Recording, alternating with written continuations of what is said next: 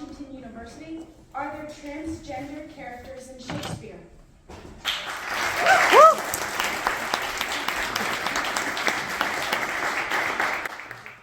The thought of having a photo with a bear on stage is unbearable. Recently, Desdemona Chiang, as you like it, employed trans actors to thematize queer homelessness and the question of belonging. Rosalind Ganymede in the production present as gender fluid. Meanwhile, the non-binary actor Janet Lilleshire played Hamlet in Daniel Winder's production in London. Gender play is the name of the game, and it is serious business to be playful with gender. There are certainly non-binary actors on stage in early modern times, in our times, but are there Shakespearean characters who can be read as trans? The answer is yes. To ask whether there are transgender characters is to ask questions about the performance of gender and the nature of gender roles. We are also asking questions about the articulation of gender in early modern and modern times. Take, for instance, Twelfth Night, a most happy wrath. Viola is washed ashore after a shipwreck in a foreign land. She has a new beginning, having presumed the death of her twin brother. With the aid of the ship's captain, Viola presents a Cesario to seek employment at the court and to make his life worth living. Significantly, after the scene on the beach, Viola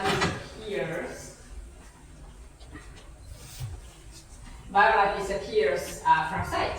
So this essentially becomes Cesario's story, and Cesario's personhood is actually affirmed but also undermined by the speech act of Orsino, of Olivia, and several other characters. And I give examples of speech acts here. Twelfth Night is unique among Shakespeare's comedies. It involves a journey of self-discovery to an elsewhere, but it does not depict any sort of returning to the normal world.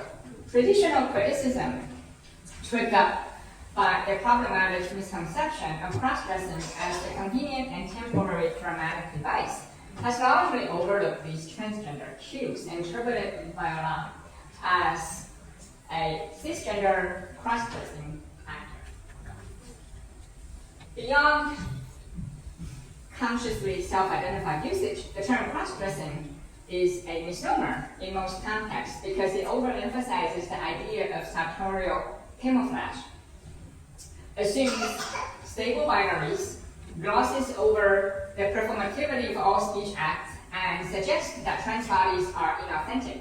Cross-dressing as a convenient fiction about compartmentalization about binary genders is not an effective tool to analyze works such as Twelfth Night, because the term is a directional label that marginalizes some gender practices over others. Such labels as male to female or female to male make about as much sense as calling someone a heterosexual to gay men.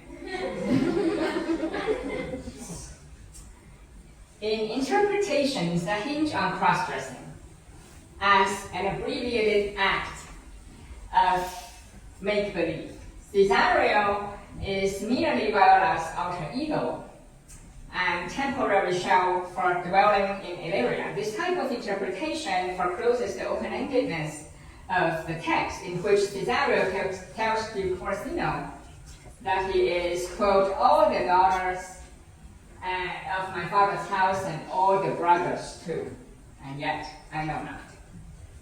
Cesario does not change his attire to, quote, become Viola in the final scene. In the final scene, Orsino continues to call him boy, and he does not misgender or deadname him. Cesario does not dress up frivolously for deception, mischief, or amusement, and does not see his true self as temporarily demarcated. Cesario's personal truth is revealed by his choice of words and his action of not changing into, quote, maid garments. Double weddings are announced, but never staged in the text, even if modern productions frequently add extra textual material. All utterances, therefore, retain a level of openness because meanings emerge contextually over time. The final scene of Twelfth Night is open-ended. It is very open-ended, but cisgender assumptions often override the openness in such language and put the play in a closed circuit.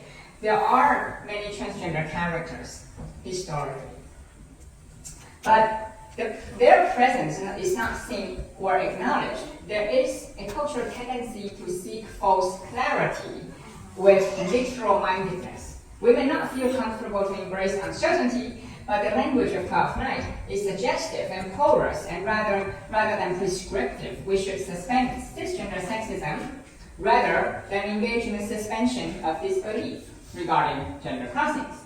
It should be noted that trans performance can become overt or tacit over time.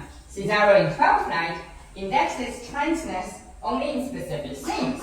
Even the presence of trans bodies in overtly trans productions only represent bodies in a moment in time, similar to other processes such as aging or wearing one's hair long or short. In a future point of time, those same bodies may cease to represent the practice they do today. And so by the same token, we can also look back at past productions with a new lens and discover transness even if it wasn't marketed as such at that time. Embodiment shows that text alone cannot encompass everything words connote. Words are both a spatial and temporal concept. By the same token, gender is also a set of interpersonal relationships that shift over time. In conclusion, a trans-inclusive perspective enhances our understanding of Shakespeare's comedies and romance plays, as well as characters who go through various forms of transformation. We have Falstaff, of course, as the Witch of Brentford in Merry Wives of Windsor. We have Imogen in Cymbeline, As You Like It, that's Bad Friends, and of course, Twelfth Night. These are just a few of the many examples. And due to the early modern practice of boy actors, in a play such as You Like It, we can also read the characters of Celia, Phoebe, and Audrey through a transgender lens. Not to mention what we now call double drag. So one example of double drag is Belinda Sullivan's performance of Falstaff in a recent Merry Wives of Windsor by the African American Theatre Company, in which her Falstaff, already cross-cast, then presents as a female character. Shakespearean theater really is trans theater. Current legislation is criminalizing transgender people and trans performance, even with their confusion of drag and trans queer performances. And these anti-trans attitudes are actually very dangerous. They're endangering classical theater and Shakespearean theater, and that's one reason why high school dramas are shrinking, theater festivals are dying. And if we change our lens, we can change the trend. So are there transgender characters here? The answer is yes. Thank you.